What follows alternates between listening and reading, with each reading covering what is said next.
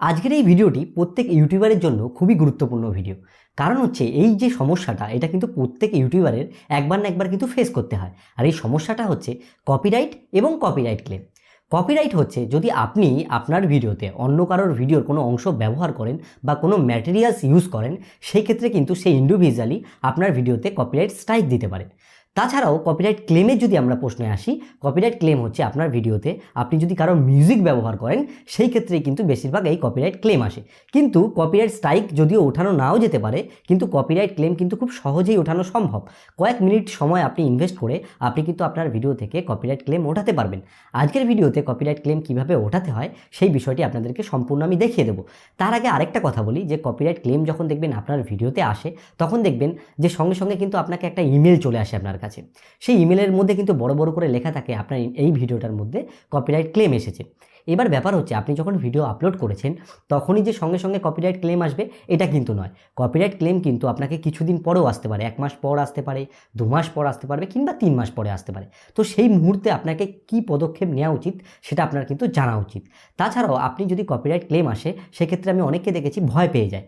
Copyright ক্লেমে আসলে একদম ভয় পাবেন না, কারণ কপিরাইট ক্লেম যখন একটা চ্যানেলে আসে বা ভিডিওতে আসে, সেই ক্ষেত্রে কিন্তু ভিডিওর ওপর বা চ্যানেলের ওপর কোনো এফেক্ট পড়ে না।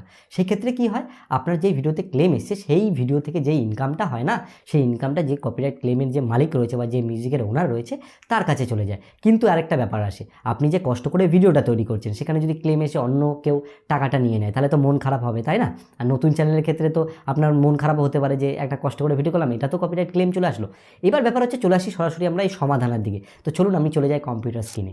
তো বন্ধুরা, এখন আমি চলে এসেছি কম্পিউটার স্ক্রিনে। আমি কম্পিউটার স্ক্রিনে ক্রোম ব্রাউজারটা ওপেন করছি। আর আপনারা যারা মোবাইল ফোন থেকে করবেন তারা ক্রোম ব্রাউজার ওপেন করে সেখানে ডেস্কটপ সাইট থেকেও কিন্তু এটিকে ব্যবহার করতে পারবেন।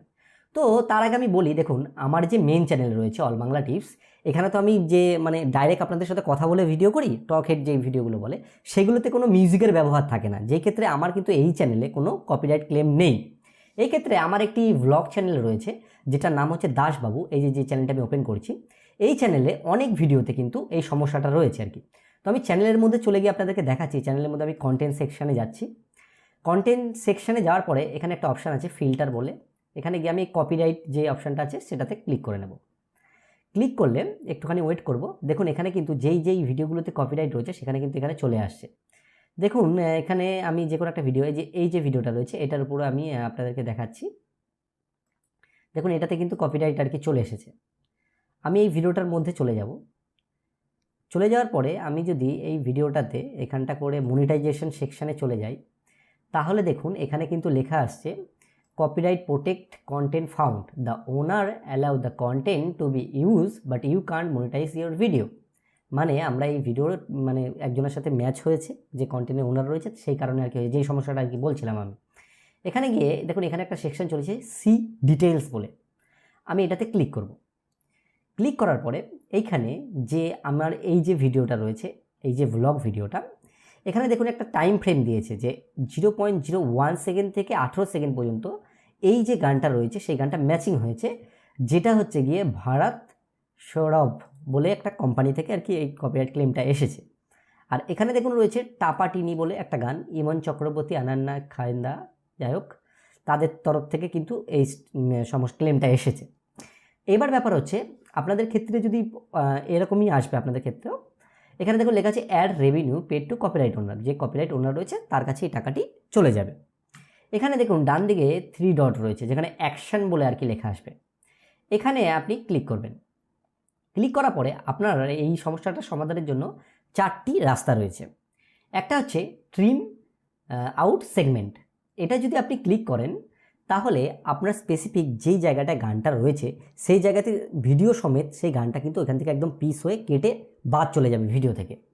আর দ্বিতীয় যে অপশানটা রয়েছে রিপ্লেস সং, আপনি চাইলে এটাতে ক্লিক করে হচ্ছে আপনি অন্য কোনো মিউজিককে সেই জায়গায় আর কি সেট করতে পারবেন। এখানে ইউটিউবের যেসব ফ্রি মিউজিক রয়েছে অডিও লাইব্রেরিতে সেগুলো চলে এসেছে।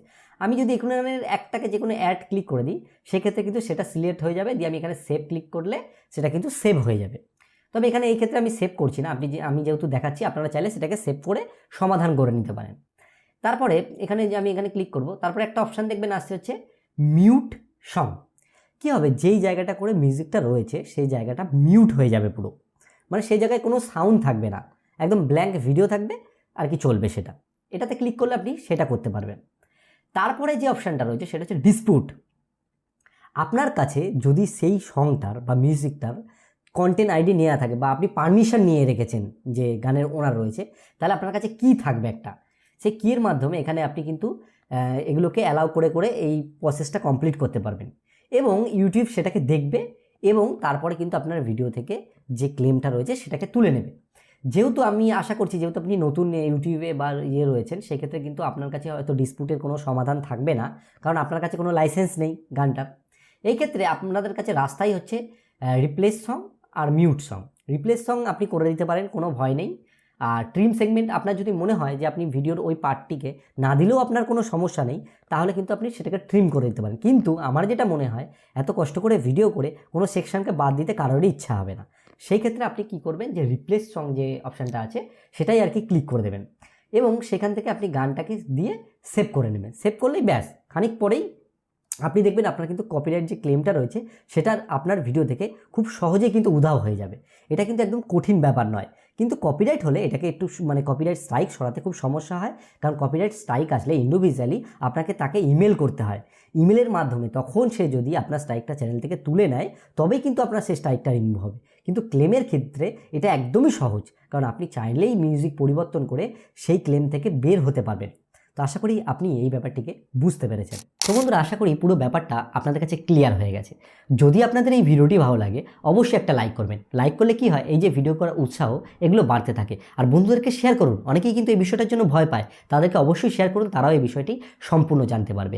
আর ভিডিওর শেষে বরাবর আমি আপনাদেরকে যেই কথা বলি, আপনারা সুস্থ থাকুন, ভালো থাকুন, অল বাংলা টিপস চ্যানেলের সাথে সদা সর্বদা জুড়ে থাকুন।